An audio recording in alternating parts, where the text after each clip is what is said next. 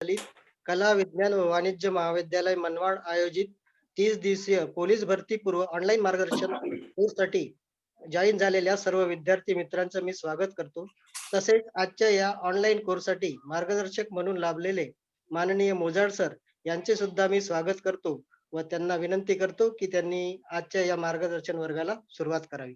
धन्यवाद sir. Thank you. विद्यार्थी मित्र हो, नमस्कार. कला विज्ञान आणि वाणिज्य महाविद्यालय मनमाड यांच्यातर्फे आयोजित हा 30 दिवसीय पोलीस भरती पूर्व मार्गदर्शन कार्यक्रम, त्या माध्यमातून आपण जी काही वाटचाल करत आहोत, खरं तर मी कृतज्ञतापूर्वक दिलगिरी व्यक्त करतो की कालच्या लेक्चरमध्ये काही टेक्निकल किंवा तांत्रिक अडचणीमुळे कालचं लेक्चर आपल्याला थांबवावं लागलं किंवा पाहिजे तेवढ्या प्रमाणात त्यात रंग भरता आले नाही. तरीही आजचं लेक्चर किंवा याच्या पुढच्या लेक्चरमध्ये ती चूक होऊ नये किंवा जास्तीत जास्त अट्रॅक्टिव्ह आणि चांगलं लेक्चर कसं करता येईल असा आपला प्रयत्न असणार आहे. विद्यार्थी मित्र, जो काही आपला मराठीचा सेशन्स चालू आहे आणि या मराठीच्या सेशन्स मध्ये आपण बघतो आहोत की पहिल्या लेक्चरला आपण अल्फाबेट्स किंवा वर्णमाला त्या संदर्भात चर्चा केली आणि त्याचबरोबर मराठीचं जे काही वेगवेगळे प्रश्न विचारले जातात त्यांच्या संदर्भात चर्चा केली. आज आपल्याला जे काही टॉपिक्स आहे ते म्हणजे कालच्या टॉपिकची थोडीशी रिव्हिजन पहिल्या 5 मिनिटात मी देणार आहे आणि मग नंतर आज आपले मुख्य टॉपिक आहे कर्ता, कर्म, क्रियापद आणि त्याचबरोबर जो आहे तो समास. आणि वेळ मिळाला तर आपल्याला काळ हा टॉपिक सुद्धा जो आहे तो कव्हर करायचा आहे. तर आपला मुद्दा आहे, आपण कालच्या लेक्चरला बघितलं की साधारणतः जे काही आपल्या तोंडातून बाहेर पडणारे उद्गार आहे त्याला आपण ध्वनी असं म्हणतो आणि मग अशा प्रकारच्या ध्वनी जेव्हा लिहून ठेवले जातात त्या ठिकाणी मग अक्षरांच्या स्वरूपात ते लिहून ठेवले जातात आणि अशा प्रकारची काही अक्षरं एकत्र आली की त्याला आपण शब्द म्हणतो आणि अशा प्रकारची काही अक्षरं एकत्र आली की त्याला शब्द म्हणतो. मात्र अक्षरं कोणतीही एकत्र आली तर त्याला आपण शब्द म्हणत नाही. तर अर्थपूर्ण शब्द समूहाला आपण अर्थपूर्ण अक्षर समूहाला की ज्याला विशेष असा अर्थ आहे, बदक हे उदाहरण आपण बघितलं होता, त्याला आपण शब्द म्हणतो. आणि अशा प्रकारचे जे काही शब्द आहेत त्यांचे वेगवेगळे प्रकार आपण बघितले की शब्दांचे साधारणतः 8 जाती किंवा 8 प्रकार सांगितले जातात. त्यामध्ये नाम, सर्वनाम, विशेषण आणि क्रियापद हे 4 महत्वाच्या ज्या त्या शब्दांच्या जाती आहे आणि त्यांनाच विकारी शब्दांच्या जाती असे म्हटले जाते, कारण त्यांच्यावर लिंग, वचन आणि विभक्ती यांचा परिणाम होत असतो. पण त्याचबरोबर शब्दांच्या काही अविकारी जाती आहेत, त्यांमध्ये क्रिया विशेषण अव्यय असेल, शब्दयोगी अव्यय असेल, त्याचबरोबर उभयान्वयी अव्यय असेल किंवा केवल प्रयोगी अव्यय असेल, यांचा सुद्धा संदर्भ परीक्षेला विचारला जातो. परंतु या अविकारी शब्दांच्या जाती आहे म्हणजे लिंग, वचन आणि विभक्ती यामध्ये जरी चेंज झाला किंवा काही बदल झाला तरी त्या शब्दांच्या फॉर्म मध्ये किंवा त्या शब्दांच्या स्ट्रक्चर मध्ये काहीही चेंजेस होत नाही. हा त्याचा महत्वाचा मुद्दा आहे. पण ज्या विकारी जाती आहेत त्यांमध्ये आपण नामांसंदर्भात चर्चा केली की जे काही नाम आहे, नाम म्हणजे एखाद्या वस्तूला किंवा व्यक्तीला, वस्तूला किंवा काल्पनिक असणाऱ्या गोष्टीला दिलेलं जे आहे ते नाव, त्याला आपण साधारणतः नाम असे संबोधले. आणि मग अशा प्रकारचा नामाचा उच्चार करताना नामाच्या उच्चारात जेव्हा आपण एखाद्या वस्तूचा किंवा व्यक्तीचा उच्चार करत असतो किंवा प्राणी मात्राचा उच्चार करत असतो, प्राणी मात्रांच्या संदर्भात त्या वस्तू ज्या आहेत त्या पुरुष किंवा स्त्री असतील किंवा ज्याला आपण सोप्या भाषेत नर किंवा मादी असे म्हणतो. आणि जर त्याच्या नामाच्या उच्चारातून नर शब्दाचा किंवा पुरुषार्थी शब्दाचा उच्चार होत असेल तर त्या नामाला आपण पुल्लिंगी नाम असे म्हणतो. जसं घोडा, घोडा हा शब्द आहे आणि मग घोडा या शब्दाच्या नामातून आपल्याला जे ते पुल्लिंगी किंवा नर जातीचा उल्लेख होतो, म्हणून आपण त्याला जे आहे ते घोड्याचं लिंग पुल्लिंगी समजतो. पण समजा बोका नावाचा शब्द आहे, बोका या शब्दातून आपल्याला लक्षात येतं की हे जे आहे ते पुरुष किंवा अशा प्रकारचा नर जातीचा जो आहे तो यामध्ये उल्लेख केलेला आहे, म्हणजे बोका या शब्दाचं लिंग पुल्लिंगी आहे. पण भाटी हे जे काही लिंग आहे, बोकाचं जे आहे ते बोक्याचं जर लिंग बदल केला तर ते भाटी होऊ शकतं. जसं पुरुषाचं स्त्री तसं बोक्याचं भाटी. आणि मग भाटी या शब्दाचा उल्लेख मात्र केला तर आपल्या लक्षात येतं की इथे मादी जातीचा उल्लेख केलेला आहे, म्हणजे हे स्त्रीलिंगी शब्द आहे. कधी कधी जे आहे ते ज्या काही काल्पनिक कल्पना आहे त्यांच्या संदर्भात सुद्धा पुल्लिंगी आणि स्त्रीलिंगी यांचा संदर्भ दिला जातो. पण त्याचबरोबर पुस्तक, कागद, टीव्ही, पेन अशा प्रकारचे जर शब्द आपण बघितले तर त्या शब्दांना विशिष्ट असं लिंग नसतं. म्हणजे ते पुल्लिंगी नाही आणि स्त्रीलिंगी नाही, त्यांना आपण नपुंसक लिंगी असे संबोधतो. आणि मग यानंतर आपण वेगवेगळे संदर्भ बघितले होते की परकीय भाषेतून आलेले जे काही शब्द आहे, इंग्रजीमधून आलेले शब्द असतील किंवा इतर परकीय भाषेतून आलेले मराठीमध्ये शब्द असतील, त्यांचं लिंग ठरवताना त्यांचा मराठीत जो काही अर्थ आहे त्या मराठीत असणाऱ्या अर्थानुसार आपण त्यांचं लिंग ठरवतो. जसा बूट नावाचा शब्द आहे, बूट नावाचा शब्द आहे, बूट या शब्दाचा मराठी अर्थ आहे जोडे. आणि मग जोडे हा शब्द जो आहे तो हा शब्द पुल्लिंगी आहे किंवा अशा प्रकारचा हा शब्द आहे, मग आपण त्याला मराठी शब्दाच्या अर्थाप्रमाणे लिंग देतो. तर अशा प्रकारचा समजा क्लास नावाचा शब्द आहे आणि क्लास शब्दाचा जो आहे तो मराठी शब्द म्हणजे वर्ग, आणि आपण म्हणतो हा वर्ग, म्हणजे अशा प्रकारचा हा पुल्लिंगी शब्द आहे. म्हणजे क्लास या शब्दाचं जरी आपल्याला लिंग विचारलं तरी मराठी जो काही अर्थ आहे त्याच्या लिंगाप्रमाणे परभाषेतील शब्दांचं लिंग आपण व्यक्त करत असतो. त्याचबरोबर आपण मुद्दा शेवटचा जो काही बघितला की जे काही अशा प्रकारचे पेन्सिल, बरोबर आहे, अशी भरपूर काही उदाहरणं आपल्याला सांगता येतील. यानंतर सामासिक शब्दांच्या लिंगांसंदर्भात परीक्षेला हमखास प्रश्न विचारला जातो की सामासिक शब्दाचे लिंग कोणत्या शब्दावरून ठरवतात. तर आपण मागच्या लेक्चरला बघितलं की सामासिक शब्दाचे जे काही लिंग आहे तर अशा प्रकारच्या सामासिक शब्दाचे लिंग ते पहिल्या अक्षरावरून ठरवतात. तर अशा प्रकारचा जो आहे तो वरण भात दुसऱ्या अक्षरावरून ठरवतात. वरण भात नावाचा शब्द आहे, मग भात दुसरा शब्द आहे, त्यावरून त्याचं लिंग ठरवलं जाईल. अशा प्रकारचे वेगवेगळे संदर्भ लिंगांसंदर्भात आपण बघितले. त्याची भरपूर उदाहरणं सुद्धा मी सांगितली होती जी एक्सेप्शनल आहे आणि परीक्षेला विचारली जातात. जसं खोंड नावाचा शब्द आहे, खोंड म्हणजे वासरू, पण नर जातीचं जर वासरू असले तर त्याला आपण खोंड म्हणणार, आणि गाईचं वासरू जर स्त्री जातीचं असेल तर त्याला आपण कालवड असं म्हणणार. म्हणजे खोंड, कालवड अशा प्रकारचा, बोका, भाटी अशा प्रकारचा लिंग बदल किंवा लिंग ट्रान्सफॉर्मेशन ते जे आहे ते आपण करू शकतो किंवा करता येतो. यानंतर आपला मुद्दा चालला हो जातो वचनाच्या संदर्भात, की आपण बघितलं की जी काही नामं आहे, नाम म्हणजे काय ते सर्वांना लक्षात आलं असेल. वस्तूला, व्यक्तीला किंवा काल्पनिक असणाऱ्या एखाद्या गोष्टीला जे नाव दिलं जातं त्याला आपण नाम म्हणतो. ही माझा शर्ट ही वस्तू आहे,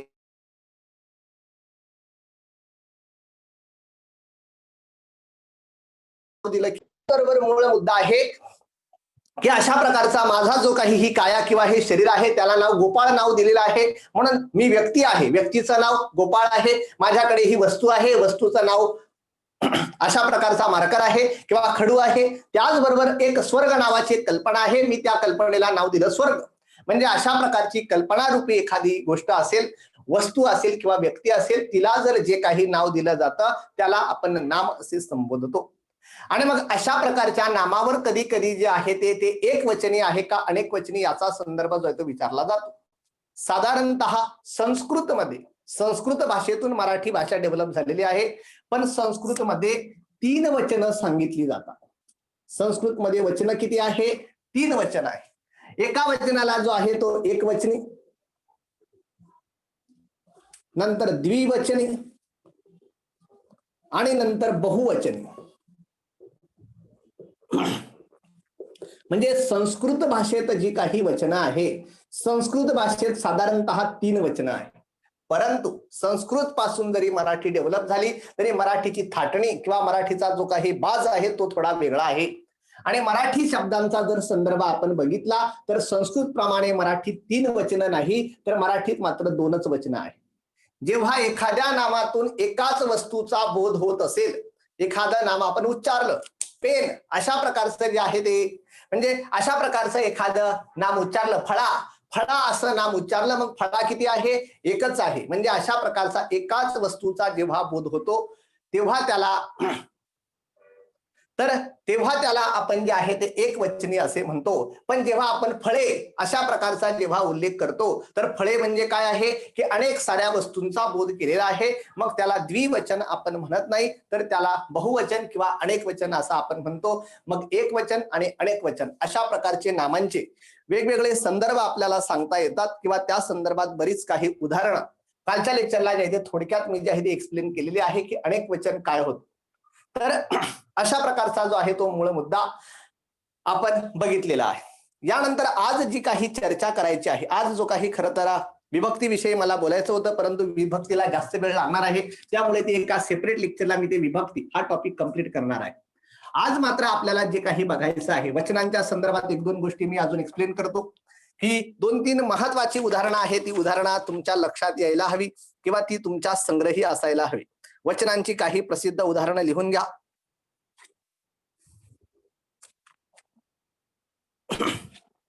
तर वचनांची जी काही प्रसिद्ध उदाहरण आहे की कोणत्या वस्तूचं वचन कसे असतं. तर राजा नावाचा शब्द आहे. तर राजा हे अनेक एक वचन आहे आणि त्याचं अनेक वचन जे आहे त्याचं अनेक वचन असणार आहे राजे. म्हणजे अशा प्रकारचं राजा हे एक वचन आहे, त्याचं अनेक वचन असणार आहे राजे. दुसरा काही जे आहे ते महत्वाचे शब्द. तर देव नावाचा शब्द आहे. देव हा शब्द एक वचनी आहे आणि त्याचं अनेक वचन असं आपण कसं करणार, तर त्याचं अनेक वचन जे आहे ते सुद्धा देवच असणार आहे. शत्रू नावाचा शब्द आहे. एक शत्रू, त्याचबरोबर अनेक सुद्धा काय असणार आहे, शत्रू असणार आहे. म्हणजे देव या शब्दाचं अनेक वचन देवच आहे, शत्रू या शब्दाचं अनेक वचन शत्रूच आहे. पुढे कागद हा शब्द जो आहे तो त्याचंही अनेक वचन कागदच आहे. गहू, मग 1 किलो गहू असतील किंवा 100 किलो काय असणार आहे, गहूच असणार आहे. म्हणजे गहू या शब्दाचं अनेक वचन काय असणार आहे, गहूच असणार आहे. त्यामुळे अशा प्रकारचं आपल्याला ते वचन ओळखता यायला हवं किंवा त्याचं अनेक वचन करता यायला हवं. वेळ नावाचा शब्द आहे. वेळ नावाचा शब्द आहे, त्याचं अनेक वचन आहे वेळा. वेळ या शब्दाचं अनेक वचन वेळा असं आहे. पुढे जे आहे ते सून नावाचा शब्द आहे. काही शब्दांच्या अनेक वचनाविषयी मात्र पोलीस भरतीला नेहमी प्रश्न विचारले जातात. व्यवस्थित लक्ष द्या, छोटासा मुद्दा सांगतो, त्यामुळे मी हा वचनाचा संदर्भ आज परत कव्हर करतो आहे. व्यवस्थित लक्ष द्या की समजा शब्द आहे की अशा प्रकारचा शब्द आहे, विहीर नावाचा शब्द आहे. काही असे एकदम आवडते विषय असतात किंवा आवडते शब्द असतात परीक्षकांचे. विहीर नावाचा शब्द आहे, याचं अनेक वचन विहिरी होणार आहे. आपणा सर्वांना माहित आहे एक विहीर अनेक साऱ्या विहिरी. परंतु विहिरी होताना काय होणार आहे की हा जो काही वि आहे तो असाच राहणार आहे आणि इथे ही जी काही दुसरी वेलांटी आहे त्याचं अनेक वचन होताना याची वेलांटी पहिली होणार आहे आणि मग अशा प्रकारचा शब्द तयार होणार आहे. म्हणजे अशा प्रकारे एवढं तुम्हाला सजग राहिलं पाहिजे किंवा जागरूक राहिलं पाहिजे की अनेक वचन तर होतो आहे, पण अनेक वचन होताना त्याच्या स्पेलिंग मध्ये काय चेंजेस होतो आहे तो जर आपल्या लक्षात आला नाही तर आपल्या एकदम सोपे मार्क आपले जाऊ शकतील. इथे एक वचनामध्ये दीर्घ आहे आणि अनेक वचनामध्ये मात्र तो जो आहे तो ऱ्हस्व होऊन जातो किंवा त्याला जो आहे तो ऱ्हस्व वेलांटी होऊन जातो. तर अशा प्रकारचा जो आहे तो पहिली वेलांटी आहे, इथे दुसरी वेलांटी आहे. अनेक वचन करताना त्याची वेलांटी पहिली होऊन जाते.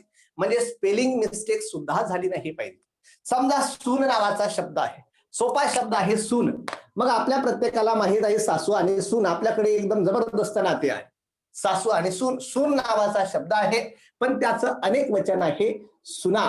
पण हा सुना होताना जे आहे ते सुना होताना हा जो काही उकार आहे तर सूनचं सुना आहे नो प्रॉब्लेम, पण त्याचा उकार चेंज झालेला आहे. इथे दुसरा आहे, सुना होताना मात्र पहिला आहे. परीक्षेत मग दुसरा उकार पण दिला जाईल आणि मग तुम्ही जर दुसऱ्या उकाराने सुना लिहिलं तर तुमचं उत्तर चुकलं. तुम्हाला लक्षात आलं पाहिजे की पहिल्या उकाराचं सुना आहे. म्हणजे किंवा म्हैस नावाचा शब्द आहे, त्याचं अनेक वचन आहे म्हशी. म्हणजे असे काही शब्द जे आहे ते त्यांच्या संदर्भात आपल्याला लक्षात यायला हवं. किंवा चूक नावाचा शब्द आहे. चूक नावाचा शब्द आहे, एक वचनामध्ये असा आहे पण अनेक वचनांमध्ये जेव्हा तो चुका होतो तेव्हा चुका असा होतो. म्हणजे त्याचा दीर्घचा जो आहे तो ऱ्हस्व उकार होऊ शकतो. म्हणजे अशा प्रकारचा चूकचा जो काही अनेक वचन आहे ते चुका होतं. काही शब्द मात्र असे आहे एक वचनातही तसेच आहे, अनेक वचनातही तसेच असे. पूजा नावाचा शब्द आहे की पूजा नावाचा जो काही शब्द आहे, पूजा एक पूजा आणि अनेक साऱ्या जरी केल्या तरी काय असणार आहे, त्या पूजा असणार आहे. म्हणजे पूजा नावाचा शब्द आहे, भाषा नावाचा शब्द आहे, सभा नावाचा शब्द आहे, दिशा नावाचा शब्द आहे, आज्ञा आहे. म्हणजे ते एक वचनातही तसेच असणार आणि अनेक वचनातही तसेच असणार आहे. असे काही प्रश्न परीक्षेला विचारले जातात. मग आपल्याला माहित आहे नदीचं नद्या असेल, बीचं बिया असेल, त्याचबरोबर लेखणी जे आहे ते लेखणीचं लेखण्या असेल. अशा प्रकारचे काही शब्द आहे. आणि काही मग परत एकदा पोलीस भरतीचे काही महत्वाची प्रश्न, सासू नावाचा शब्द आहे की अशा प्रकारची ही सासू हा एकवचनी शब्द आहे. सासूचं जे काही अनेक वचन होणार आहे, सासूचं अनेक वचन आहे सासवा. मुद्दा लक्षात ठेवा. सासूचं एक वचन सासू आहे, अनेक वचन जेव्हा होतं तेव्हा होतं सासवा. पुढचा मुद्दा आहे पिसू नावाचा शब्द आहे. पिसू म्हणजे अशा प्रकारचा जो आहे तो पिसवा नावाचा जो आहे तो कीटक आहे, त्याचा एक जर पिसवा असला तर त्याला आपण पिसू म्हणणार खरं तर. आणि मग त्याचं अनेक वचन जेव्हा होणार मग तेव्हा होणार हा पिसवा. म्हणजे पिसू हा जो काही कीटक आहे त्या पिसूचं जे आहे ते पिसवा अशा प्रकारचं त्याचं अनेक वचन आहे. जळूचं जळवा, ऊच उवा अशा प्रकारची अनेक वचन आहे. कधी काळी आपण मागच्या काळात किंवा आधीच्या काळात जे काही चलन वापरायचो त्यांमध्ये मग आपण म्हणायचो माझ्याकडे 10 पै आहे, 1 पै आहे, 2 पै आहे. म्हणजे पै नावाचं जे आहे ते पै, माझ्याकडे 1 पै आहे. पै हे जे आहे ते हे चलन होतं. पण नंतरच्या काळात जे आहे ते त्याचं अनेक वचन केलं गेला. 100 पै एकत्र केल्या तर अशा प्रकारचा एक पया तयार झाला. आणि मग पैचं जे काही अनेक वचन आहे ते आहे पया. म्हणजे ज्याला आपण रुपया असं म्हणतो. तर अशा प्रकारचे रुपई आणि रुपया अशा प्रकारचे पैचं जे काही पै हे एक वचन आहे, त्याचं अनेक वचन जर केलं तर अनेक वचन जर केलं तर पया अशा प्रकारे जे आहे ते अशा प्रकारचे ते तयार होतील. त्यानंतर दार नावाचा शब्द आहे. दारचं दारे, मिरीचं मिरे, मोती मोते अशा प्रकारचे काही शब्द आहे. लिंबू लिंबे, गळू गळवे, खेडे खेडे. मग खेडे हा शब्द एक वचनी आहे. खेडे हा शब्द एक वचनी आहे आणि त्याचं जर आपण अनेक वचन केलं तर अनेक वचन आहे खेडी. अनेक सारी खेडी ज्यांमध्ये आजही प्रॉब्लेम आहे, पण आमच्या खेड्यामध्ये बिलकुल प्रॉब्लेम नाही. म्हणजे एक काय आहे खेडे, एक वचन आहे खेडे आणि त्याचं जर अनेक वचन केला तर खेडेचं खेडे होत नाही, खेडेचं खेडी असं होतं. तर अशा प्रकारचे जे आहे ते अनेक वचनांचे काही मुद्दे किंवा अनेक वचनांचे काही प्रश्न ते मात्र आपल्याला लक्षात यायला हवे, म्हणून मी ते लक्षात आणून देण्याचा प्रयत्न केला आहे. तर अशा प्रकारचं जे आहे ते एक वचन आणि अनेक वचन किंवा त्यांच्या संदर्भात असणारी महत्वाची माहिती. आता यानंतर आपल्याला आजचा जो काही महत्वाचा मुद्दा बघायचा आहे. प्रथमतः जे आहे त्या कोणतीही गोष्ट शिकताना एखाद्या गोष्टीचा मराठीत कर्ता आणि कर्म ज्याला अनन्यसाधारण असं महत्व आहे. आणि परीक्षेला अचानक प्रश्न विचारला जाऊ शकतो की अशा प्रकारच्या या सदर वाक्याचा खालील वाक्याचा कर्ता ओळखा. म्हणजे कर्ता जो आहे तो कर्ता, कर्त्याचं लिंग कोणतं आहे, कर्त्याचं वचन कोणतं आहे ते सर्व आपल्याला जे ते ओळखता यायला हवं. एक गमतीदार प्रश्न विचारतो की आपण जे आहे ते लिंगामध्ये बघितलं की जे स्त्री पुरुष किंवा अशा प्रकारचं जे आहे ते बोका भाटी. मग एक समजा शब्द आहे माशी नावाचा शब्द आहे. माशी माहित आहे, घरात आपल्याला जे आहे ते भरपूर त्रास देते माशी. मग मला माशी या शब्दाचं पुल्लिंग सांगा. माशी नावाचा शब्द आहे आणि माशी शब्दाचं पुल्लिंग सांगा. प्रयत्न करा. माशी शब्दाचं, माशी हे स्त्रीलिंगी आहे, नो प्रॉब्लेम. माशी ती माशी ते स्त्रीलिंग आहे. माशी शब्दाचं पुल्लिंग काय, जेंडर चेंज करा. तर माशी शब्दाचं लिंग सांगा. प्रयत्न करा, नो प्रॉब्लेम. माशी शब्दाचं लिंग पुल्लिंग काय असणार आहे? माशा हे अनेक वचन झालं. मी वचन चेंज करायला सांगितलेलं नाही, फक्त लिंग चेंज करायला सांगितलं. माशीचं लिंग चेंज करा. माशी हे स्त्रीलिंग आहे, त्याचं पुल्लिंग काय असणार आहे? गमतीदार उत्तर येत आहे, आनंद आहे. तर मासी माशी, त्या माशीचं पुल्लिंग काय असणार आहे? तर भरपूर काही विचार करा. आज ज्यांचा वाढदिवस आहे, सुदैवाने मला आठवलं, खरं सांगतो, आज ज्यांचा वाढदिवस आहे पु ल देशपांडेजी. पु ल देशपांडेंचं हसवणूक आणि फसवणूक नावाचं एक छोटंसं पुस्तक कधी काळी मी 9वीला असताना वाचलेलं होतं. 9वीला असताना जे काही हसवणूक फसवणूक नावाचं पुस्तक पु ल देशपांडेंचं वाचला, त्या हसवणूक फसवणूक मध्ये त्यांनी हा प्रश्न विचारलेला होता की माशीला जे आहे ते, माशी अशा प्रकारची ही माशी त्रास देते, तर माशीचं जे आहे ते पुल्लिंग काय असतं शोधा मुलांनो. आणि तेव्हापासून आजपर्यंत मी विचार करतो आहे. पण ती गमतीदार म्हणजे आज त्यांचा वाढदिवसही आहे. आपलं भाग्य आहे पु ल देशपांडे जे आहे ते महाराष्ट्राचे महान सुपुत्र आपल्यामध्ये होऊन गेले आणि महाराष्ट्राला भरपूर काही हसवलं किंवा त्यांच्याविषयी बटाट्याची चाळ असेल अशा प्रकारचा एखादा प्रश्न पोलीस भरतीला विचारला जाऊ शकतो की पु ल देशपांडेंचं कोणतं वाक्य आहे. मलाही माहित नाही प्रामाणिकपणे सांग किंवा कुणी शोधलं का नाही तेही मला माहित नाही. तर अशा प्रकारचं जे आहे ते म्हणजे पु ल देशपांडेंच्या पुस्तकात आलेलं होतं, सहज आठवलं म्हणून मी तुमच्या समोर तो प्रश्न शेअर केला. तर आपला मूळ मुद्दा आहे, आता आपण बघणार आहोत कर्ता आणि कर्म. तर कर्ता कर्माच्या संदर्भात आता आपल्याला चर्चा करायची आहे किंवा त्या संदर्भात आपली चर्चा किंवा आपलं लेक्चर जे आहे ते पुढे न्यायचं आहे. मग आपल्याला माहित आहे कोणतीही क्रिया करतो किंवा एखादं वाक्य जेव्हा असतं त्या वाक्यात क्रिया करणारा जर कोणी असेल तर तो कर्ता असतो. आपण म्हणतो हा घरातील कर्ता पुरुष आहे. लहान मुलं जे आहे ते लहान मुलं घरातील जे आहे ते 6 महिन्याचं मूल असेल, 2 वर्षाचं मूल असेल, 1 वर्षाचं मूल असेल, ते काही घर चालवण्याचं काम करत नाही किंवा घराला जे आहे ते घराला जसं ठेवायचं किंवा आकार कसा द्यायचा किंवा त्याचे निर्णय घेण्याचं काम ते करत नाही. ती तर अल्लड आहे. पण घरातला जो मुख्य पुरुष असतो किंवा मुख्य स्त्री असते ती कर्ती स्त्री किंवा तो कर्ता पुरुष असतो. म्हणजे मूळ मुद्दा आहे की त्याच्यानुसार त्याच्या ध्येय धोरणानुसार त्या घरामध्ये त्याच्या बिहेवियर मध्ये त्याच्या निर्णयांमध्ये त्याचा इम्पॅक्ट असणार आहे. तशा प्रकारे वाक्य हे सुद्धा एखादं कुटुंब आहे. वाक्य हे जर एखादा कुटुंब असेल तर ते वाक्यावर परिणाम करणारा सुद्धा वाक्याचा कोणीतरी कर्ता हवा. मग अशा प्रकारचा वाक्यावर परिणाम करणारा जो आहे तो वाक्याचा मुख्य जो काही वाक्य चालवणारा तो वाक्याचा कर्ता असणार आहे. आणि मग अशा प्रकारचा फक्त कर्ता असून चालणार नाही की मी घराचा बॉस आहे आणि मी फक्त बसून राहील असं चालत नाही. मी जर घराचा कर्ता पुरुष आहे तर मला जे आहे ते बाहेर जाऊन घरासाठी काहीतरी काम केलं पाहिजे, शेती केली पाहिजे, व्यवसाय केला पाहिजे, उद्योग केला पाहिजे आणि तिथून काहीतरी पैसे किंवा अशा प्रकारचं जे आहे ते अन्नधान्य आणून माझ्या कुटुंबाला मी पुरवलं पाहिजे. म्हणजे मला कर्म करावं लागेल. फक्त मी कर्ता पुरुष आहे आणि बाकी काहीच करणार नाही तर असं काही होऊ शकत नाही. तर तुम्हाला काहीतरी कर्म करावं लागेल. तशा प्रकारे वाक्यामध्ये सुद्धा जो क्रिया करणारा मुख्य घटक असतो त्याला आपण कर्ता म्हणूया आणि क्रिया ज्याच्यावर घडते त्याला आपण कर्म म्हणूया.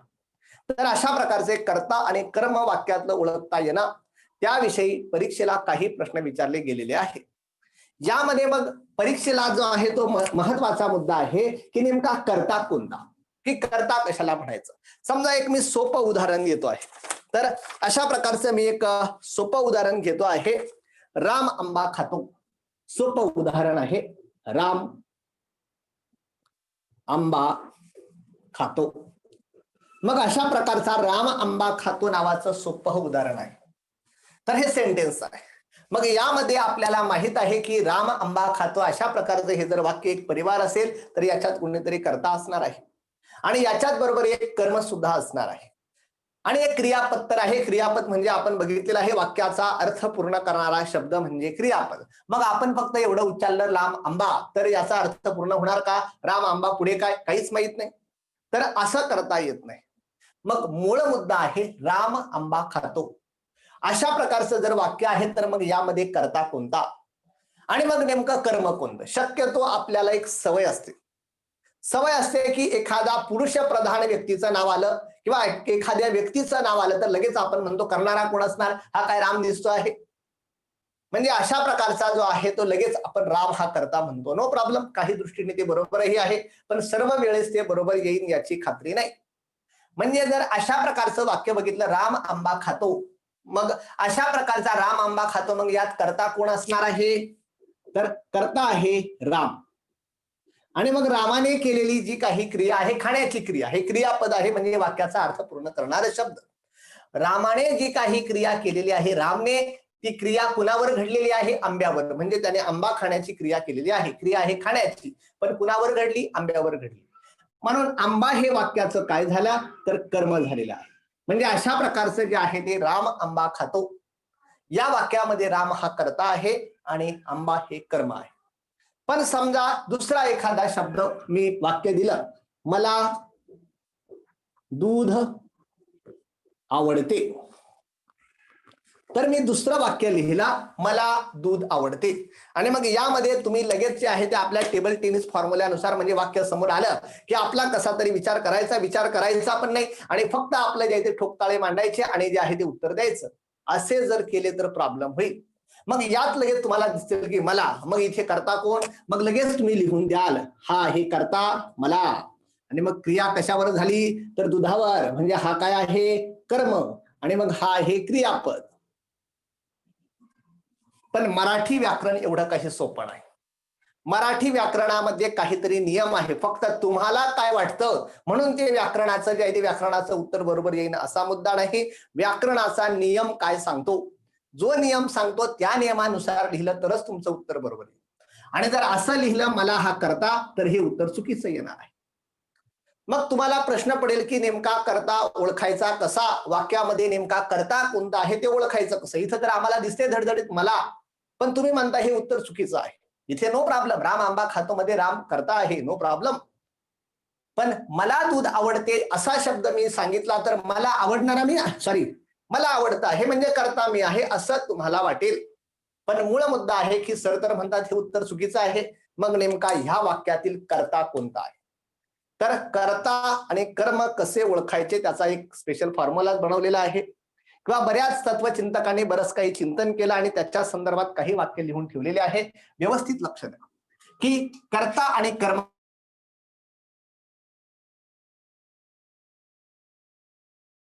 नाही, तो व्याकरणाच्या नियमाने सिद्ध झाला पाहिजे. आणि तो सिद्ध करण्यासाठी तत्ववेत्यांनी किंवा व्याकरणकर्त्यांनी किंवा मराठी भाषेच्या अभ्यासकांनी सांगून ठेवताना प्रथम मूळ धातू शोधून काढावा व त्याला नारा प्रत्यय लावून कोण असा प्रश्न विचारावा. वाक्य इकडे लिहितो.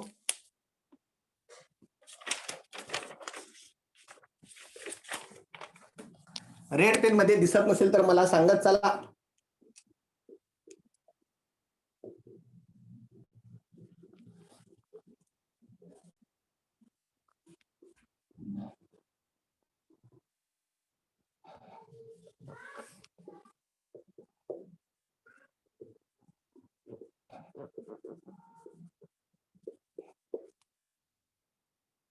दिसता आहे का?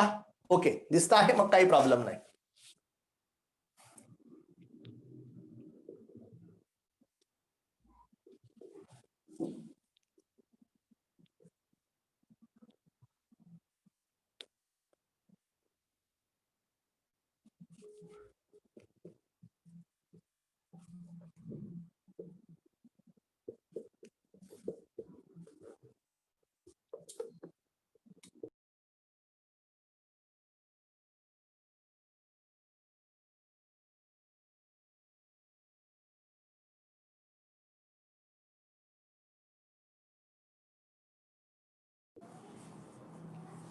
तर विद्यार्थी मित्र हो, हे वाक्य अगदी जे आहे ते डोक्यात फिट्ट करून ठेवा की करता कोणाला म्हणायचं, वाक्यामध्ये करता कोणाला म्हणायचं.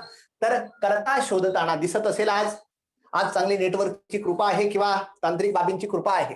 करता शोधताना प्रथम मूळ धातू शोधून काढावा. मग मूळ धातू म्हणजे काय थोड्या वेळात मी तुम्हाला सांगणारच आहे की वाक्यातील म्हणजे अशा प्रकारचा जो काही मूळ धातू असेल तो शोधून काढावा व त्याला जो काही मूळ धातू असेल, हा जो समजा मूळ धातू आहे, या मूळ धातूला नारा असा प्रत्यय लावावा. शब्दाच्या पुढे जो काही शब्द असा लागतो त्याला आपण प्रत्यय म्हणतो. उपसर्ग आणि प्रत्यय अशा प्रकारचे वेगवेगळे मुद्दे आहेत. आणि मग नंतर त्याला प्रश्न विचारावा कोण, आणि मग असा प्रश्न विचारल्यानंतर जे उत्तर येईल तो समजावा त्या वाक्याचा कर्ता आहे. म्हणजे अशा प्रकारचा हा जो आहे हा राम आंबा खातो नावाचं वाक्य आहे. मग यात क्रियापदाचा, इथे वाटल्या शब्द लिहून घ्या, क्रियापदाचा करता शोधताना प्रथम क्रियापदाचा मूळ धातू, क्रियापदाचा. मग हे यामध्ये क्रियापद आहे. मग या खातो नावाचा जो काही शब्द आहे त्याचा मूळ धातू आहे खाणं, खाणे. मग अशा प्रकारचा खाणे किंवा खात अशा प्रकारचा याचा मूळ धातू आहे. या शब्दाला मग आपण जे आहे ते फिरवलेलं आहे, नो प्रॉब्लेम. पण अशा प्रकारचा खात नावाचा मूळ शब्द आहे. मग खात नावाचा जो काही शब्द आहे किंवा खाणे नावाचा शब्द आहे, मग याला जे आहे ते हा जर आपण इथे लिहिला खा, खा असा जो आहे तो मूळ धातू आहे. खातो म्हणजे राम आंबा खा, खा हा मूळ धातू आहे. आणि मग हा खा आणि नारा असा त्याला प्रत्यय लावला तर मग त्याचा वाक्य तयार होता खाणारा कोण. मग खाणारा कोण, खाणारा हा प्रत्यय लावला, मूळ धातू खा आहे, मग खाणारा कोण असा जर शब्द आपण विचारला प्रश्न तर मग त्याचं उत्तर येतं राम. मग जर खाणारा राम असेल तर वाक्याचा कर्ता कोणता आहे? राम आहे. तर हा एक मुद्दा बरोबर आहे.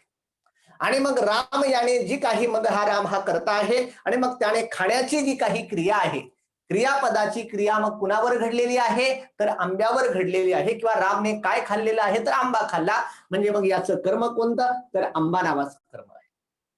दुसरा मुद्दा असा आहे की मला दूध आवडते नावाचा शब्द आहे. मग मला दूध आवडते नावाचा शब्द आहे. इथे जे आहे ते आवडते नावाचा शब्द आहे. आवड हा त्याचा मूळ धातू आहे. आवड.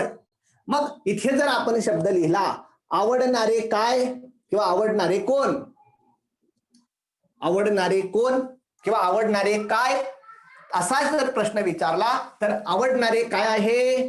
दूध आहे. मला हा आवडणार नाही. आवडणार काय आहे किंवा आवडणारे कोण? तर दूध आहे. मग जर आवडणारे दूध असेल तर मग या वाक्याचा कर्ता कोणता असणार आहे? दूध हा कर्ता आहे.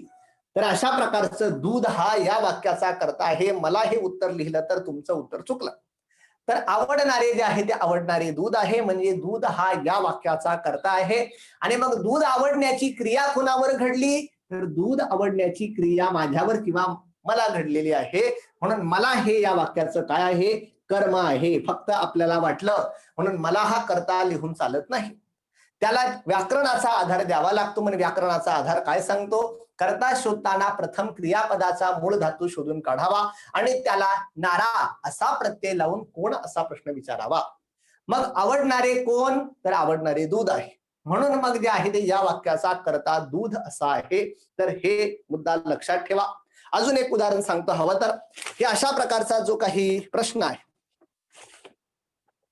राजाला मुकुट शोभते नावाचा एक वाक्य आहे. राजाला मुकुट शोभते. तर राजाला मुकुट शोभते नावाचं जे आहे ते अशा प्रकारचं एक वाक्य आहे. आणि मग यामध्ये जर तुम्हाला विचारलं कर्ता कोण तर लगेच तुम्ही सांगाल हा काय राजा. कर्ता कोण? राजा. पण मूळ मुद्दा आहे व्याकरणिक दृष्ट्या ते बरोबर नाही. व्याकरणिक दृष्ट्या काय सांगतात? मूळ धातू शोधावा. शोभते. मग अशा प्रकारचं शोभते. मग अशा प्रकारचा याचा मूळ धातू आहे शोभा किंवा शोभ. आणि मग शोभणारा कोण असा जर इथे प्रश्न विचारला की शोभणारा कोण, तर शोभणारा कोण आहे? राजा नाही. तर शोभणारे कोण आहे? शोभणारे मुकुट आहे. शोभणारा कोण? तर शोभणारा राजा नाही, शोभणारे मुकुट आहे. आणि मग जे काही राजाला शोभणारे आहे, जे काही मुकुट आहे शोभणारे, त्याची क्रिया कोणावर घडली? तर राजावर घडली आहे. म्हणजे या वाक्यात राजा हे कर्म आहे. मग राजा हे कर्म आहे आणि राजा हे कर्म आहे आणि मुकुट हा कर्ता आहे. म्हणजे अशा प्रकारचं शोभणारा काय? तर मुकुट. म्हणून जे आहे ते मुकुट हा कर्ता आहे आणि राजा किंवा राजाला हे काय आहे? कर्म आहे. तर अशा प्रकारचा विद्यार्थी प्रामाणिक आहे. विद्यार्थी प्रामाणिक आहे नावाचा शब्द आहे की विद्यार्थी प्रामाणिक आहे असा जर आपण शब्द उच्चारला की इथे लिहितो, आता जागा माझ्याकडे कमी आहे, विद्यार्थी प्रामाणिक आहे असे एक वाक्य आहे. आणि मग यामध्ये क्रियापद हे आहे. मग अशा प्रकारचा जे आहे ते असा. मग असणारा कोण? म्हणजे प्रामाणिक जाऊ द्या, आता असणारा कोण? तर असणारा आहे विद्यार्थी. प्रामाणिक हा नाही. असणारा कोण? अस हा मूळ धातू आहे. अस हा मूळ धातू आहे. आणि मग त्याला जर नारा असा प्रत्यय लावून कोण हा प्रश्न विचारला तर असणारा कोण? तर विद्यार्थी. आणि मग विद्यार्थी कसा आहे? तर प्रामाणिक आहे किंवा विद्यार्थी आहे याची प्रक्रिया काय आहे? प्रामाणिक आहे. म्हणजे प्रामाणिक हे झालं कर्म आणि विद्यार्थी हा झाला कर्ता. म्हणजे मूळ मुद्दा सांगून ठेवतो की कोणत्याही परीक्षेला कोणत्याही शब्दांमध्ये विचारलं की वाक्यातील कर्ता आणि कर्म शोधा, तर शक्यतो पहिला कर्ता शोधावा. कर्ता शोधला की मग कर्त्याने केलेली क्रिया कुणावर घडली. इथे जे आहे ते राम आंबा खातो. रामने खाण्याची क्रिया केली, कुणावर घडली? आंब्यावर घडली. म्हणून आंबा हे कर्म झालं. इथे मला दूध आवडते. इथे आवडणारे कोण? दूध. आणि मग दूध आवडण्याची क्रिया कुणावर घडली? माझ्यावर घडली. म्हणून मग हे कर्म आहे. म्हणजे अशा प्रकारचे संदर्भ कर्ता आणि कर्म या संदर्भात विचारले जातात. त्यामुळे त्या संदर्भात जे काही अत्यावश्यक आहे त्याची माहिती आपण घ्यावी किंवा हा नियम अगदी तोंडपाठ किंवा डोक्यामध्ये परफेक्ट करून ठेवावा, तर आपल्याला त्या संदर्भात व्यवस्थित इंटरप्रिटेशन करता येईल किंवा जास्तीत जास्त बरोबर उत्तर देता येईल. तर अशा प्रकारचा जो आहे तो कर्ता आणि कर्म त्यांच्या संदर्भात विचारली जाणारी थोडीफार माहिती किंवा त्यांच्या संदर्भात असणारे मेन मुद्दे. यानंतर पुढचा जो काही मुद्दा आहे, पुढचा आपल्याला मुद्दा बघायचा आहे. आजचा आपला मुख्य टॉपिक जो आहे तो समास, त्याच्याकडे आपण लक्ष देणार आहोत. एक मिनिट फक्त होल्ड करा. समास.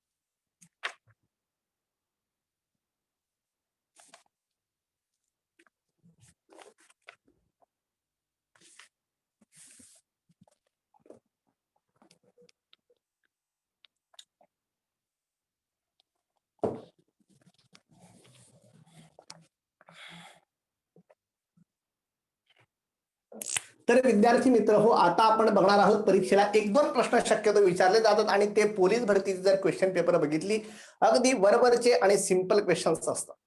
पण कमीत कमी त्या कन्सेप्ट आपल्याला फॅमिलियर हव्या किंवा त्या कन्सेप्ट विषयी थोडीफार तरी जुजबी माहिती हवी किंवा त्या कन्सेप्ट विषयी थोडंफार आपलं डोकं चालावं, एवढं मात्र त्याला प्री कंडिशन आवश्यक आहे. एकदम तुम्ही प्रकांड पंडित आहात मराठी व्याकरणात अशी त्यांची काहीही अपेक्षा नाही.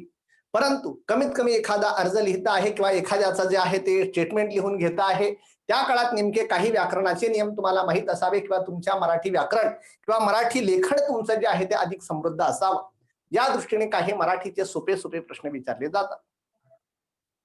मग आपला मूळ मुद्दा आहे. आता आपण बघणार आहोत समास. समासाविषयी एखादा प्रश्न असतो, ते प्रश्न कसे असतात तेही मी सांगणार आहे. तर साधारणतः समास नावाचा शब्द आहे, आपल्या सर्वांना माहित आहे. साधारणतः आपण लहानपणापासून ऐकतो की तू जो आहे तो अर्ज लिहितो आहे मग समास सोड, किंवा वहीवर लिहायला लागला मग समास सोड, किंवा समास सोडलेला आहे का नाही, म्हणजे अशा प्रकारचे शब्द उच्चारले जातात. पण त्याचा इथे विशेष काही संबंध नाही. समास ही जी आहे ही मराठी व्याकरणातील एक अत्यंत उत्तम आणि अशा प्रकारची एक वेगळी जी आहे ती वेगळी कन्सेप्ट आहे, पण अत्यंत महत्वाची कन्सेप्ट आहे. आणि मग अशा प्रकारचं मागच्या लेक्चरला आपण बघितलं होतं की संधीमध्ये मी एक वाक्य सांगितलं होतं की संधीमध्ये खरं तर दोन शब्द जोडले जातात.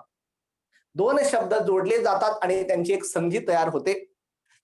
तशा प्रकारे समासामध्ये दोन शब्द एकत्र येतात. दोन शब्द एकत्र येतात पण त्यांचं जे आहे ते जोडले जातात. No problem. दोन शब्द जोडले जातात पण त्यांचं जे आहे ते जोड शब्द असा तयार होत नाही किंवा आधीच्या शब्दामध्ये काही क्रिया होऊन त्याची संधी होत नाही.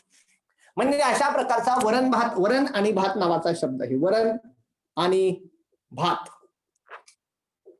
तर आपण काय करणार, हा आणि काढून टाकणार आणि वरण भात असं लिहिणार. वरण भात असं आपण लिहिलं म्हणजे मूळ मुद्दा आहे. अशा प्रकारचे दोन शब्द आपण जवळ आणले आहे किंवा एकत्र आणले आहे, त्याचा एकच शब्द तयार केला. दोन शब्द आहे वरण आणि भात, म्हणजे शक्यतो दोन नामं आहे, त्या दोन नामं आपण एकत्र आणली आणि अशा प्रकारचा वरण भात नावाचा शब्द तयार केला. पुरण आणि पोळी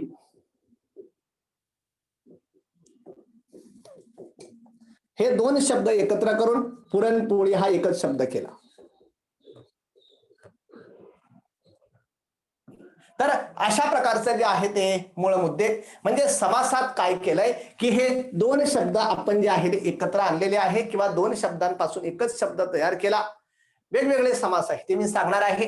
पण अशा प्रकारचं पहिलं समास म्हणजे नेमका काय, तर दोन शब्द जे आहे ते जवळ आणून त्यांचा जे आहे ते त्यांचा एक शब्द तयार करणं, त्याला मुख्यतः प्रथम समास असं म्हटलं जातं.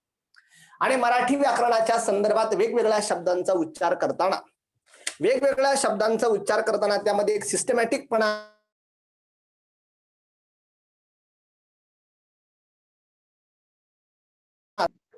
पदार्थ आहे. लॉकडाऊनमुळे आपल्याला थोडाफार तो प्रॉब्लेम सहन करावा लागला असेल, पण तुमच्याकडे तुमचा मित्र आला आणि तुमचा मित्र येऊन लगेच तुम्हाला म्हणायला लागला की अरे बटाटे घालून केलेला वडा तुला खायचा आहे का. आपण असं कन्फ्युज होऊन नेमका हा काय म्हणतो की याची मराठी कच्ची आहे का, नेमका याचा प्रॉब्लेम आहे. तो परत म्हणेल अरे तुला समजत नाही, बटाटा घालून केलेला वडा तुला खायचा आहे का, बटाटा घालून केलेला वडा तुला खायचा आहे का. हा म्हणेल अरे असा काय वेड्यासारखा करतो, बटाटे वडा म्हण फक्त, मला बटाटे वडा खायचा आहे, मला आवडतो, नो प्रॉब्लेम. पण तू असं एवढं काय लांब त्याचं इंटरप्रिटेशन लावलं किंवा काय कीर्तन लावलंय, बटाटे घालून केलेला वडा, बटाटे वडा म्हणता येत नाही का. म्हणजे मूळ मुद्दा आहे अशा प्रकारचा जेव्हा आपण बटाटे वडा शब्द उच्चारतो तेव्हा बटाटे आणि वडा हे दोन शब्द जवळ आणले आणि बटाटे वडा शब्द तयार झाला. खरं तर बटाटे वडा कसा बनवला जातो, बटाटे घालून केलेला वडा आहे, म्हणजे तो काही चुकीचं म्हणला नव्हता. पण व्याकरणिक दृष्ट्या त्याचा मुद्दा जो आहे तो मुद्दा चुकीचा होता, कारण त्याने सामासिक शब्द युटिलाइज करायला पाहिजे होता. म्हणजे अशा प्रकारचं हे सामासिक शब्दांचा मराठी भाषेच्या व्याकरणात किंवा मराठी भाषेच्या संदर्भात असणारं महत्वाचं स्थान आहे. पण जेव्हा आपण बटाटे वडा असा शब्द उच्चारतो, बटाटे वडा, आणि मग त्याचं जे आहे ते त्याची फोड करून जर आपल्याला सांगायची तर आपण सांगू शकतो बटाटे घालून तयार केलेला वडा.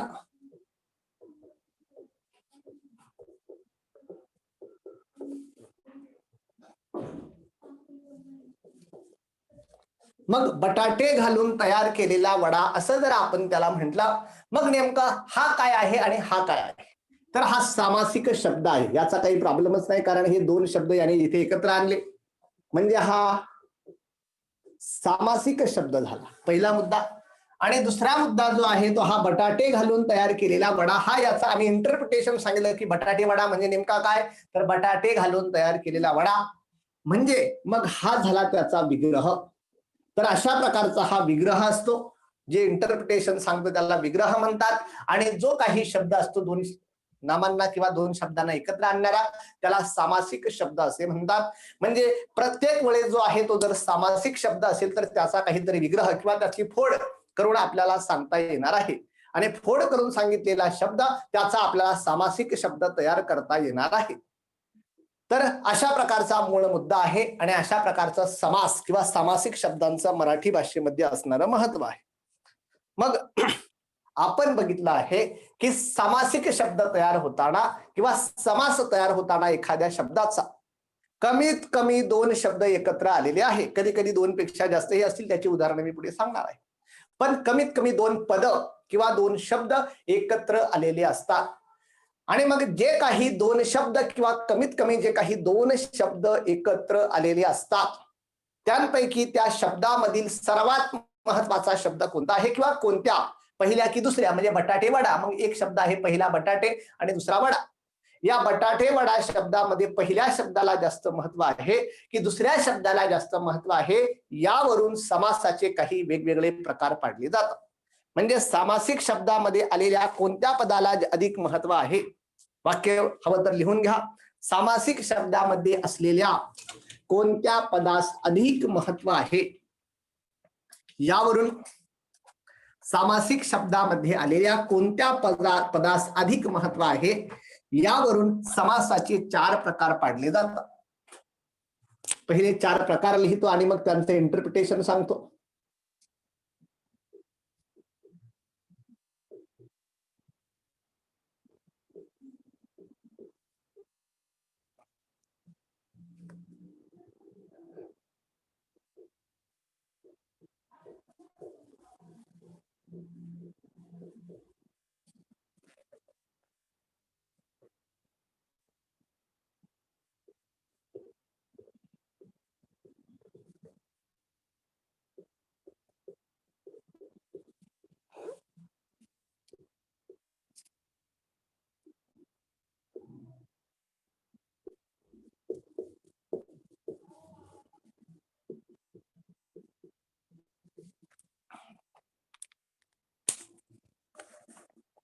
तर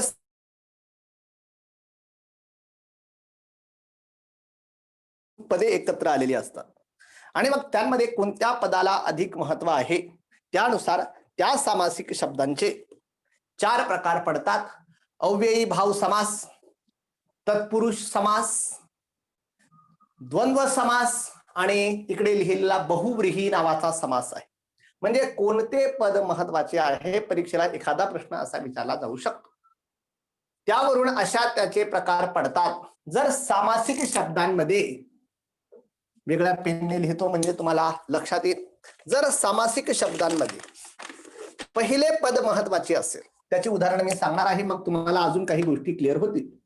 पण महत्वाचं कोणतं पद, पहिले पद महत्वाचे असेल तर अशा प्रकारच्या सामासिक शब्दास शक्यतो अव्ययी भाव समास असेच म्हटले जाते. जर सामासिक शब्दामधील 2 शब्द असणार आहे पण पहिले पद महत्वाचे आहे तर त्याला अव्ययी भाव समास आपण म्हणणार. जर सामासिक शब्दांमधील दुसरे पद महत्वाचे असेल, प्रत्येकाचं उदाहरण सांगून मी पुढे जाणार आहे आणि मग त्याचे प्रकार सांगणार आहे. दुसरे पद महत्वाचे असेल तर दुसरे पद जर महत्वाचे असेल तर त्यास तत्पुरुष समास असे म्हणणार. जर सामासिक शब्दांमधील, एक मिनिट फक्त, ते जरा बहुव्रीही समास जास्त कोपऱ्यात गेला, तो थोडा आपण इकडे आणू.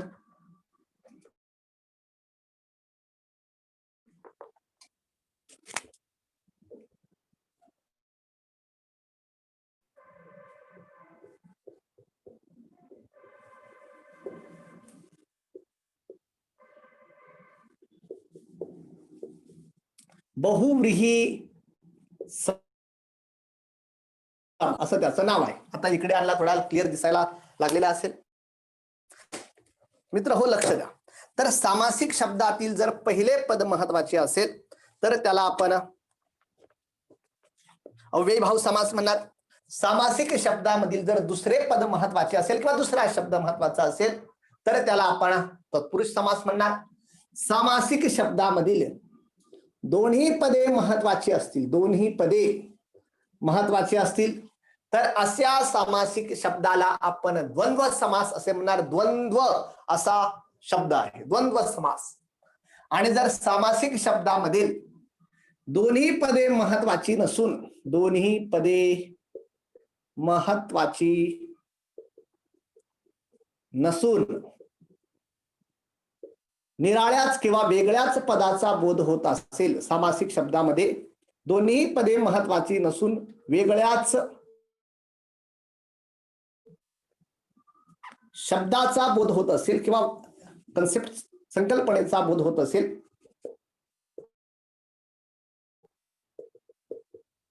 म्हणजे दोन्ही पदे महत्वाची नसून तिसरंच काहीतरी वेगळं पद महत्वाचं आहे किंवा वेगळंच पद महत्वाचं आहे, वेगळ्याच पदाचा, लिहा शब्दापेक्षा वेगळ्याच पदाचा बोध होत असेल तर अशा प्रकारच्या सामासिक शब्दास आपण बहुव्रीही समास असे म्हणणार आहोत. तर अशा प्रकारचे जे आहे ते सामासिक शब्द, प्रत्येकाची उदाहरणं बघू म्हणजे तुम्हाला जे आहे ते अगदी थोडक्यात ते व्यवस्थित लक्षात येऊ शकेल.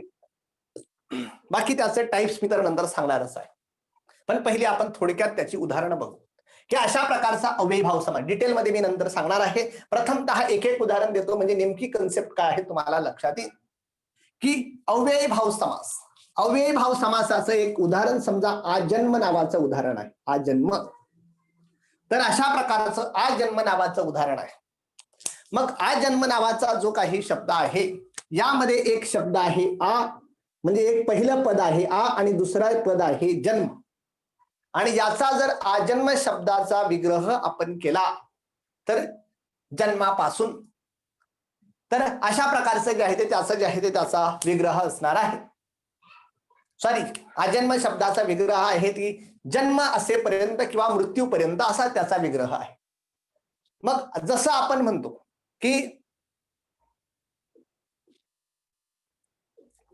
तर जसं आपण म्हणतो, जे काही प्रश्नोत्तरांचं सेशन आहे ते आपण नंतर घेणारच आहोत. तर मूळ मुद्दा मला जो काही सांगायचा आहे, आजन्म नावाचा शब्द आहे, यामध्ये 2 पद आहे, एक आहे आ आणि दुसरा आहे जन्म. मग यामध्ये दोन पदांमध्ये मात्र पहिला पद महत्वाचा आहे, कारण यामध्ये आ शब्द आहे. आपण म्हणतो की एक गाणं आहे, सर्वांना माहित असेल, हे राष्ट्रदेवतांचे, हे राष्ट्रप्रेषितांचे, आ चंद्र सूर्य नांदो स्वातंत्र्य भारताचे. आ चंद्र सूर्य म्हणजे काय, तर त्यामध्ये जोपर्यंत चंद्र सूर्य आहे तोपर्यंत. तशा इथे आ जन्म म्हणजे काय, जोपर्यंत जन्म म्हणजे जिवंत आहे तोपर्यंत. म्हणजे अशा प्रकारचं जे आहे ते एखाद्या आरोपीला जर सजा सुनावली तर ते सांगतात आजन्म कारावास. आजन्म कारावास म्हणजे काय, जोपर्यंत तुम्ही जिवंत आहात तोपर्यंत. म्हणजे आ या शब्दावरून जन्माच्या संदर्भात कळतं की जोपर्यंत जिवंत आहात तोपर्यंत, किंवा तुमचा मृत्यू होत नाही तोपर्यंत. तुमचा मृत्यू होत नाही तोपर्यंत म्हणण्यापेक्षा जिवंत आहात तोपर्यंत. म्हणजे पहिल्या शब्दाने या जन्माविषयी अधिक माहिती सांगितली, किंवा या पुढच्या शब्दाला एक वेगळा अर्थ प्राप्त करून दिला या आने. म्हणून हा काय आहे, हा अव्ययीभाव समासाचं उदाहरण आहे. दुसरा जो काही उदाहरण आपल्याला बघायचं आहे ते तत्पुरुष समास. आणि या तत्पुरुष समासाने जे आहे ते दुसरं पद महत्वाचं आहे. थोड्या वेळापूर्वी कुणीतरी तिथे लिहिला होता, महादेव नावाचा शब्द लिहिला होता, महादेव. आणि मग अशा प्रकारचा महादेव शब्दाचा जर आपण विग्रह केला तर महान असा देव, अशा प्रकारचा त्याचा विग्रह होतो. आणि या महान असा देव किंवा महान असणारा देव, यामध्ये महान शब्दापेक्षा काय महत्वाचं आहे की देव शब्द जे आहे ते महत्वाचं आहे. म्हणजे दुसरं पद जे आहे ते दुसरं पद जास्त महत्वाचं आहे, म्हणून त्याला तत्पुरुष समास असे म्हटले जाते. दुसरं पद जर महत्वाचं असेल तर त्याला तत्पुरुष समास म्हणतात. यानंतर असा एखादा शब्द ज्यामध्ये दोनही पदे महत्वाची आहे, तर अशा प्रकारची जी आहे ते दोनही पदे महत्वाची आहे, अशा प्रकारचा जो काही समास आहे त्या समासाला आपण द्वंद्व समास असे म्हणणार आहे. आणि मग अशा प्रकारचा जो काही द्वंद्व समास आहे त्यामध्ये राम लक्ष्मण नावाचा शब्द आहे. सोपं उदाहरण घेतो, राम लक्ष्मण. मग हा राम लक्ष्मण नावाचा शब्द आहे, यामध्ये दोन व्यक्तींचा उल्लेख आहे. दोन व्यक्तींचा उल्लेख आहे, एक आहे राम, दुसरा आहे लक्ष्मण. मग आपण त्याचा विग्रह जेव्हा करतो तेव्हा सांगतो राम आणि लक्ष्मण. मग यामध्ये जे आहे ते जसा इथे जो आहे तो आ म्हणजे पुढच्या शब्दाला याने एक वेगळा अर्थ प्राप्त करून दिला, तो आ म्हणजे जन्म या शब्दाच्या मध्ये याने वेगळा अर्थ प्राप्त करून दिला, म्हणजे हा महत्वाचा होता पहिलं पद. इथे महान असा देव म्हणजे देव या शब्दाला शब्द हा जास्त महत्वाचा आहे. महान भरपूर असतील पण महान असा कोण, देव. म्हणजे देव हा शब्द म्हणजे दुसरं पद महत्वाचा आहे, म्हणून तो तत्पुरुष समास. पण राम लक्ष्मण मध्ये राम आणि लक्ष्मण अशा प्रकारचा त्याचा विग्रह आहे. मग महत्वाचा राम आहे का लक्ष्मण आहे, तर रामाशिवाय लक्ष्मण नाही आणि लक्ष्मणाशिवाय राम नाही. त्यामुळे मग इथे दोनही पद महत्वाचे आहे. बोथ पद ती जी आहे ती इम्पॉर्टन्स आहे. त्यामुळे अशा प्रकारची दोनही पद जर महत्वाची असेल तर त्याला आपण द्वंद्व समास म्हणणार. आणि मग बहुव्रीही समास जो आहे, बहुव्रीही समासामध्ये मात्र दोनही पदे महत्वाची नसून तिसऱ्याच एका पदाचा किंवा वेगळ्याच एका पदाचा जो आहे तो समावेश जो आहे तो समावेश होत असतो. मग समजा बहुव्रीही पदामध्ये एक उदाहरण सांगतो. बहुव्रीही पदाचे एक उदाहरण आहे, अगदी सोपं उदाहरण जे आहे ते मी लक्षात आणून देतो. बहुव्रीही पदाचं उदाहरण वरती लिहितो. लक्ष्मीकांत नावाचा शब्द आहे, लक्ष्मीकांत. लक्ष्मीकांत बेर्डे नाही, हा अर्थ वेगळ्या अर्थाने आहे, तर हा शब्द वेगळ्या अर्थाने आहे. तर लक्ष्मीकांत नावाचा शब्द आहे, याचा जर विग्रह केला, लक्ष्मीचा आहे कांत किंवा लक्ष्मीचा आहे पती असा जो, असा त्याचा विग्रह आहे.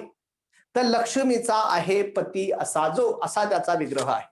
आणि मग विग्रह केल्यानंतर मग पहिलं पद महत्वाचं आहे का दुसरं पद महत्वाचं आहे. लक्ष्मीकांत या शब्दामध्ये लक्ष्मी हा शब्दही महत्वाचा नाही आणि कांत हा शब्दही महत्वाचा नाही. तर या लक्ष्मीकांत नावाच्या शब्दातून सांगायचं आहे की लक्ष्मीचा आहे पती असा जो. आणि मग तो कोण, नारायण किंवा विष्णू भगवान किंवा काय ज्याला आपण त्या नावाने पुकारू, म्हणजे विष्णू भगवानाचा उल्लेख केलेला आहे. म्हणजे विष्णू भगवानासाठी शब्द वापरलेला आहे लक्ष्मीकांत. पण मग यामध्ये मग विष्णू भगवान म्हणजे लक्ष्मी का, विष्णू भगवान म्हणजे कांत, कांत म्हणजे लक्ष्मी विष्णू भगवान नाही आणि लक्ष्मी म्हणजे विष्णू भगवान नाही. म्हणजे दोनही पदे महत्वाची नाही, पण निराळ्याच पदाचा बोध म्हणजे कुणाचा, विष्णू भगवानाचा बोध होतो लक्ष्मीकांत शब्द उच्चारतो तेव्हा. तर अशा प्रकारचं जे आहे ते वेगवेगळे संदर्भ आणि म्हणजेच सामासिक शब्दामध्ये कोणतं पद महत्वाचं आहे यावरून सामासिक शब्दाचे असे 4 प्रकार पाडले जातात. पहिला महत्वाचा आहे अव्ययीभाव समास. एक दोन वाक्य सांगतो परीक्षेच्या दृष्टीने महत्वाची, फास्ट मध्ये आपल्याला पुढे जावं लागेल. की पहिला जो काही समास आहे अव्ययीभाव समास. अव्ययीभाव समासाचा मूळ मुद्दा आहे की पहिले पद महत्वाचे असते, हा पहिला मुद्दा. अव्ययीभाव समास शक्यतो जे आहे ते नाम जे आहे, नाम वाक्यातील नाम जे आहे त्या नामाचा शक्यतो हा अव्ययीभाव समास होत असतो. तिसरा मुद्दा जो आहे अव्ययीभाव समासाचा वापर वाक्यात क्रिया विशेषणासारखा होत असतो.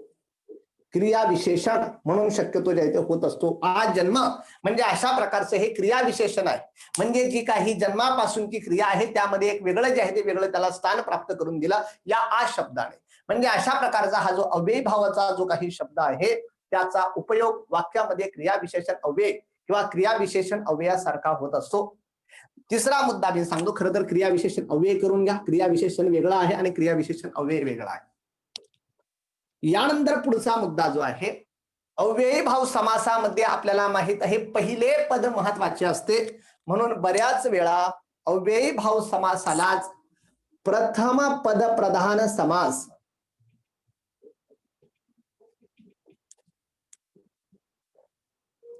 तर प्रथम पद प्रधान समास असे म्हटले जाते. मराठी लँग्वेज प्रचंड पॉवरफुल आहे. एखादा शब्द उच्चारल्याबरोबर काय त्याचं वर्णन करावं. म्हणजे प्रथम पद प्रधान म्हणजे प्रधान किंवा महत्वाचं पद कोणतं आहे, प्रथम पद आहे असं त्याला म्हटलं जातं. म्हणजे मराठी लँग्वेज मध्ये विचारूच नका. एक शब्द होता श्रवण खुंट्या. मग श्रवण खुंट्या शब्द कशासाठी वापरला जातो? श्रवण खुंट्या नावाचा शब्द आपली जी काही कॉर्ड असते जिच्यातून आपण गाणे ऐकतो, म्हणजे अशा प्रकारचं श्रवण करणारे जे काही आहे त्याच्यामध्ये आपण जशी खुंटी अडकवतो तशा प्रकारे ते अडकून दिलेलं असं म्हणून श्रवण खुंट्या असं म्हटलं जातं. वेगवेगळे शब्द आहे. म्हणजे मूळ मुद्दा आहे तशा प्रकारची मराठी भाषा एकदम पॉवरफुल आहे. तर तिला प्रथम पद प्रधान समास असं अव्ययीभाव समासाला म्हटलं जातं. आणि मग अशा प्रकारच्या अव्ययीभाव समासाची अजून फक्त उदाहरणं सांगतो. खरं तर खूप मुद्दे आहे, सांगण्यासाठी वेळ कमी आहे. अव्ययीभाव समासाची अजून काही महत्वाची जी उदाहरणं आहे त्यांमध्ये प्रतिदिन, यथाशक्ती, प्रतिक्षण अशा प्रकारची त्याची उदाहरणं सांगता येतील. प्रतिदिन, यथाशक्ती. यथाशक्ती म्हणजे काय? शक्तीप्रमाणे असा त्याचा विग्रह आहे.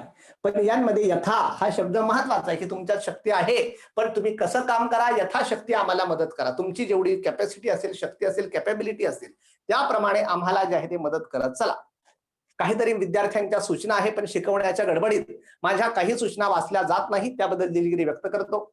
ज्या काही सूचना असतील नंतरच्या काळात मला सांगत चला, मी त्याच्यावर कार्यवाही करून घेईन. पण दिलगिरी व्यक्त करतो की शिकवण्याच्या गडबडीत बऱ्याचसा इकडे बघितलेलं असतं किंवा डोक्यामध्ये काहीतरी वेगळे विचार असतात सांगण्याचे, त्या गडबडीत तुमच्या सूचना बघितल्या जात नाही, त्यामुळे दिलगिरी व्यक्त करतो. मूळ मुद्दा मी सांगतो अशा प्रकारचा हा अव्ययीभाव समास आहे. तत्पुरुष समासाचा मुद्दा असा आहे की अशा प्रकारचा जो तत्पुरुष समास आहे त्यामध्ये दुसरे पद महत्वाचे असते. तर तत्पुरुष समासामध्ये दुसरे पद महत्वाचे असते. पण मूळ मुद्दा आहे की तत्पुरुष समासाचा जेव्हा आपण विग्रह करणार आहे, तत्पुरुष समासाचा जेव्हा विग्रह करणार आहे तेव्हा त्या दोन्ही पदांमध्ये एखादे नवीन पद घालावे लागते. म्हणजे महादेव मग महान असा देव असं एखादं पद जे आहे ते ऍड करावं लागतं. म्हणजे अशा प्रकारचा अर्थाच्या दृष्टीने शब्द किंवा विभक्ती प्रत्ययाचा विग्रह, शब्द किंवा विभक्ती प्रत्यय विग्रह करताना घालावा लागतो. म्हणजे मूळ मुद्दा आहे तोंडपाठ नावाचा शब्द आहे. तोंडपाठ. तर तोंडपाठ नावाचा जो काही शब्द आहे याचा तत्पुरुष समास आहे. कारण याच्यामध्ये हा दुसरं पद महत्वाचा आहे, तोंडाने पाठ. तोंडाने पाठ म्हणजे अशा प्रकारचा तोंडाने खाणे पिणे अशा भरपूर काही गोष्टी होतात, परंतु इथे काय सांगितलं, तोंडाने पाठ म्हणजे हे पद जास्त महत्वाचं आहे. पण हे तोंडपाठ शब्दामध्ये विग्रह करताना काय केला, ने हा विभक्ती प्रत्यय लावलेला आहे. दुर्दैवाने विभक्ती प्रत्यय काल आपला कंप्लीट होऊ शकला नाही, पण नेईशी म्हणजे अशा प्रकारचा जो काही विभक्ती प्रत्यय आहे तो विभक्ती प्रत्यय कोणता आहे ते आपल्याला कळायला हवा. आणि हा विभक्ती प्रत्यय लावून मग याची अशी फोड करण्यात आलेली आहे. आणि दुसरं पद महत्वाचं आहे. म्हणजे अशा प्रकारचा तोंडपाठ नावाचा शब्द आहे, म्हणजे तोंडाने पाठ अशा प्रकारचा त्याचा विग्रह आहे. विग्रह करताना एखादा विभक्ती प्रत्यय किंवा जे आहे ते विभक्ती प्रत्यय किंवा गाळलेला शब्द ऍड करावा लागतो. जसं महादेव, महान असा देव, असा शब्द गाळलेला होता, महान असा देव. मग इथे तोंडाने पाठ म्हणजे गाळलेला शब्द किंवा विभक्ती प्रत्ययमध्ये घालावा लागतो आणि त्यामध्ये दुसरे पद महत्वाचे असते, त्यास तत्पुरुष समास असं म्हटलं जातं. तत्पुरुष समासाचे अजून भरपूर प्रकार आहे. त्यामध्ये विभक्ती तत्पुरुष समास असेल, त्याचबरोबर अलुक तत्पुरुष समास असेल, उपपद तत्पुरुष समास असेल किंवा नत्र तत्पुरुष समास असेल. नत्र तत्पुरुष समासाविषयी काही प्रश्न विचारले जातात की ज्या सामासिक शब्दांमध्ये नकारात्मक उल्लेख आहे अशा प्रकारच्या सामासिक शब्दाला नत्र तत्पुरुष समास असे म्हटले जाते. जसं नत्र तत्पुरुष समासाचं जर उदाहरण द्यायचं तर माझा निबंध अपुरा राहिला म्हणजे पूर्ण झाला नाही, विग्रह केला तर नाही असा शब्द आला नकारात्मक, म्हणजे माझा निबंध अपुरा राहिला, म्हणजे अशा प्रकारचा हा नत्र तत्पुरुष समासाचं जे आहे ते उदाहरण होऊ शकतं किंवा उदाहरण होते. त्याचबरोबर जो आहे तो अजामिळ हा नास्तिक होता. मग नास्तिक म्हणजे देव न मानणारा किंवा देव मानत नाही असा, म्हणजे नकारात्मक असा प्रकारचा शब्द आहे, त्याला नत्र तत्पुरुष समास असं म्हटलं जातं. नास्तिक हा शब्द काय आहे, नत्र तत्पुरुष समासाचं उदाहरण आहे. तर अशा प्रकारचं जे आहे ते वेगवेगळे संदर्भ आहे नत्र तत्पुरुष समासाविषयी. वेळ कमी आहे त्यामुळे अगदी फास्ट मध्ये जे आहे ते जास्त डीप मध्ये जाता येत नाही, जेवढं शक्य आहे तेवढं करण्याचा माझा प्रयत्न आहे. यानंतरचा जो काही द्वंद्व समास आहे, द्वंद्व समासाचा मुद्दा असा आहे की यामध्ये दोन पदे एकत्र येतात आणि दोनही पदे महत्वाचे असतात, पण ही दोनही पदे शक्यतो उभयान्वयी अव्ययांनी जोडलेली असतात. तर अशा प्रकारची ही दोनही पदे जी आहे ती उभयान्वयी अव्ययांनी जोडलेली असतात. मग समजा आणि, व, किंवा अशा प्रकारची ही जी उभयान्वयी अव्यय आहे दोन शब्द जोडणारी, तर अशा प्रकारच्या उभयान्वयी अव्ययाने ही शब्द जोडलेली असतात. जसं राम लक्ष्मण, त्याचा विग्रह काय आहे, राम आणि लक्ष्मण. तर अशा प्रकारचा पाप पुण्य असा शब्द आहे. पाप महत्वाचं का पुण्य महत्वाचं? पाप पुण्य या शब्दामध्ये पापही महत्वाचं आहे, पुण्यही महत्वाचं आहे. पाप आणि पुण्य म्हणत नाही, पाप किंवा पुण्य म्हणतात. म्हणजे अशा प्रकारचा वेगवेगळा संदर्भ आहे. म्हणजे अशा प्रकारचं जे आहे ते पाप किंवा पुण्य, म्हणजे यामध्ये दोनही पद महत्वाचे आहे आणि ही दोनही पद उभयान्वयी अव्ययांनी जोडलेली असतात. आणि यानंतरचा जो काही आहे तो बहुव्रीही समास. बहुव्रीही समासाचा मुद्दा असा आहे की दोनही पदे महत्वाची असून, दोनही पदे महत्वाची नसून तिसऱ्याच एका पदाचा बोध होतो. म्हणजे जसं आपण बघितलं की या ठिकाणी लक्ष्मीकांत, लक्ष्मीकांत म्हणजे काय सांगायचं आहे, विष्णूचा उल्लेख करायचा आहे. पण लक्ष्मी शब्द महत्वाचा आहे की कांत शब्द महत्वाचा आहे, परंतु विष्णूचा उल्लेख करायचा आहे. मग त्याचे सुद्धा अनेक प्रकार आहे.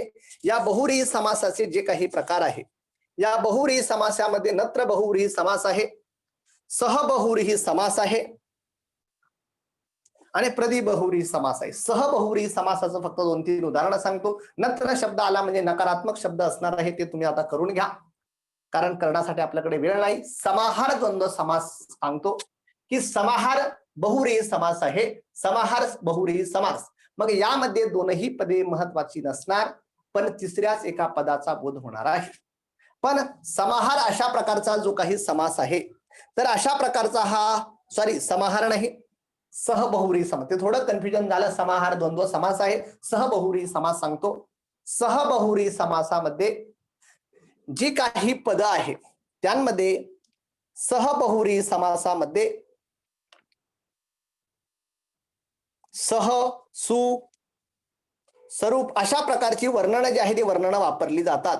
तर अशा प्रकारचा जो आहे तो सामासिक शब्दांमध्ये पहिले पद सह असे अव्यय असते किंवा कुणाच्या तरी सहित असा उल्लेख केलेला जातो. सुपुत्र, सुपुत्र म्हणजे काय, चांगला असणारा पुत्र, म्हणजे चांगल्या असणाऱ्या पुत्रासहित.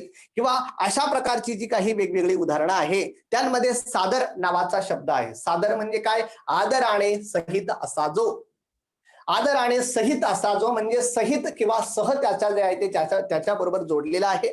किंवा सहकुटुंब, सहकुटुंब शब्दाचा उल्लेख काय आहे, कुटुंबाने सहित असा जो. अशा प्रकारचे जे काही शब्द आहे त्यांना सहबहुव्रीही समास असे म्हटले जाते. खरं तर समास हा प्रकरण खूप मोठा आहे, खूप वेळ लागतो आणि खूप हळूहळू शिकवावं लागतं.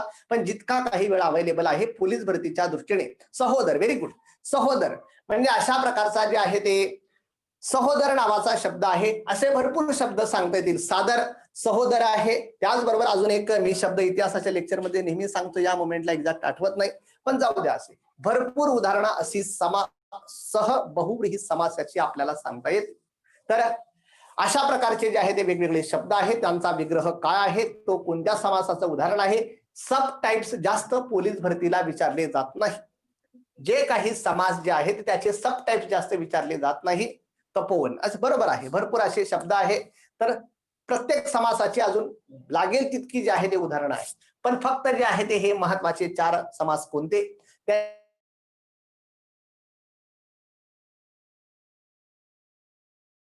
कोणता समास आहे, मग त्या संदर्भात आपल्याला व्यवस्थित माहिती हवी किंवा त्याचं व्यवस्थित इंटरप्रिटेशन हवं. उद्याच्या लेक्चरला जे काही अलंकारिक शब्द आहे, समानार्थी शब्द, विरुद्धार्थी शब्द आणि त्याचबरोबर काळ हा जो काही प्रकरण आहे मराठीच्या संदर्भात जितके काही कव्हर करता येतील तितके आपण कव्हर करणार आहोत. Okay, good bye. धन्यवाद सर. थँक्यू. मराठी व्याकरण हा विषय शिकवताना आपण आज लिंग, वचन, कर्ता, कर्म तसेच समास या कॉन्सेप्ट क्लिअर करून आमच्या विद्यार्थ्यांना अगदी सोप्या भाषेत आपण मार्गदर्शन केलं आणि ते कसे समास कसे ओळखायचे, समासाचे प्रकार किती, कोणते, लिंग कसे ओळखायचे, कर्ता कर्म कसा ओळखायचा याबद्दल अगदी सोप्या भाषेत आमच्या विद्यार्थ्यांना आपण माहिती दिली. त्याबद्दल संस्थेच्या वतीनं तसेच महाविद्यालयाच्या वतीनं मी आपला फार फार आभारी आहे. आणि विद्यार्थ्यांना सूचना आहे की अटेंडन्स लिंक सुरू झालेली आहे, कृपया त्यांनी ती भरून द्यायची आहे. तर आज आपण इथंच थांबूया. तोपर्यंत नमस्कार. थँक्यू. धन्यवाद सर. Thank you sir.